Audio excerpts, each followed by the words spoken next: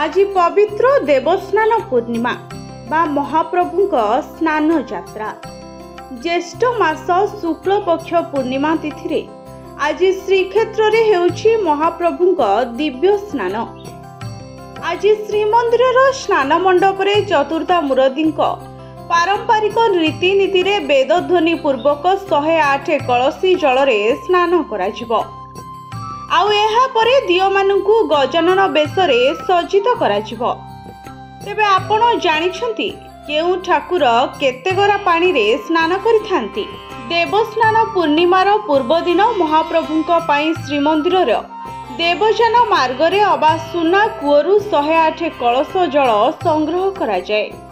एही सुना कूअटी शीतल ठाकुराणी और तांको बाहन सिंहक मध्य रे अवस्थित।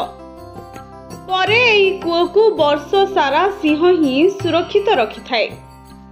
कूअर व्यवहार वर्ष सारा नथिबारु जनपदीय तांत्रिक परंपरा रे एही जलकु अणतुठ पानी बोली ग्रहण करा जाए। स्नान लीला रे वैदिक विधि रे स्नान जल अभिमंत्रित हेउथबा बेले स्नान काल रे तांत्रिक विधि रे 13टी पदार्थ मिश्रण करा जाए। यज्ञ परंपरा रे एही कूअकु प्राणिता कूप बोली कुहा जाए।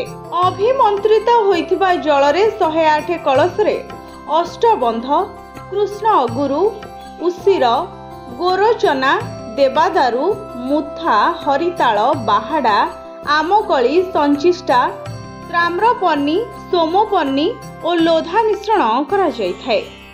एही मौधासित मिश्रण कराजिबा परे जलकु अभिमंत्रित करा जाए।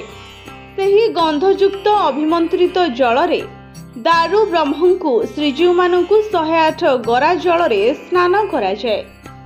ब्यूरो रिपोर्ट भंजौत न्यूज।